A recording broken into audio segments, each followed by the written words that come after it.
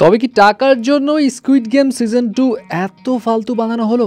অডিয়েন্সরা রীতিমতো বয়কটের ডাক দিচ্ছে। অ্যান্ড অ্যাভাটার 2 এর টেকনোলজিতে বানানো কান্নাডার সিনেমা ইউআই দেখে সবার মাথা নষ্ট।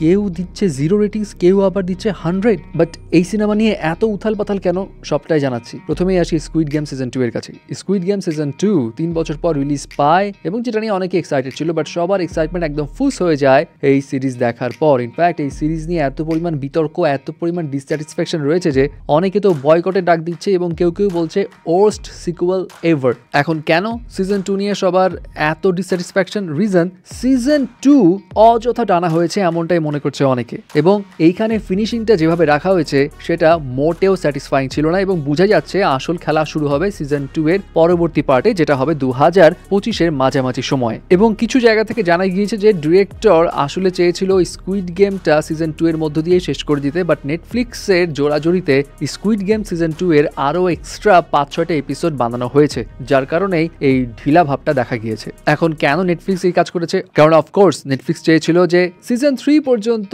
নেটফ্লিক্সে যারা সাবস্ক্রাইবার রয়েছে তারা নেটফ্লিক্সের সাবস্ক্রিপশনটা বজায় রাখে, এবং এই কারণেই তারা অযাচিতভাবে টেনে নিয়ে গেছে নাকি এই সিরিজটা সিজন 3 পর্যন্ত। সো যাই হোক, এখন স্কুইড গেম সিজন 2 যদি আপনি দেখে থাকেন তাহলে আপনার কাছে কেমন লেগেছে সেটাও জানাবেন। অ্যান্ড এবার আসি ইউআই মুভির কাছে। ভাই, কান্নাডা ফিল্ম ইন্ডাস্ট্রি কি খেলা দেখালো এই ইউআই মুভি দিয়ে। যারা এই মুভি দেখেছে তাদের সবারই মাথা নষ্ট। ইভেন কেউ কেউ তো ক্রিস্টোফার নোলানের সঙ্গে কম্পেয়ার করছে ডিরেক্টর উপেন্দ্রাকে, যে এই মুভির অ্যাক্টরও বটে, এবং অনেকেই বলছে এই মুভিটা ক্রিস্টোফার নোলানও বানাতে পারবে না। মানে কি নেই এই মুভিতে, এবং এমন কিছু সিন বা এমন কিছু থিম রয়েছে এই সিনেমায় যেটা ইন্ডিয়ান মুভি, বলিউড বলেন বা সাউথের অন্যান্য ইন্ডাস্ট্রি বলেন, তারা বানাতে নাকি সাহস করবে না। কান্নাডার এই সিনেমার বাজেট প্রায় 100 কোটি রুপি, যেটা কান্নাডার মধ্যে বেশ এক্সপেন্সিভ একটা মুভি। ইভেন এখানে অ্যাভাটার 2 এ ক্যামেরার যে টেকনোলজি ইউজ করা হয়েছে সেই টেকনোলজি এখানে ইউজ করা হয়েছে। 14,000 ভিএফএক্স শট নেওয়া হয়েছে এবং টেকনোলজির দিক দিয়ে হাইটেক একটা মুভি। এবং এই ইউআই মুভির এমন একটা মুভি, যেই মুভি শুরু হওয়ার আগেই মেকার্সরা ডিসক্লেমার দিয়ে দেয়, যদি আপনি বুদ্ধিমান হয়ে থাকেন সিনেমা এখানেই ছেড়ে চলে যান,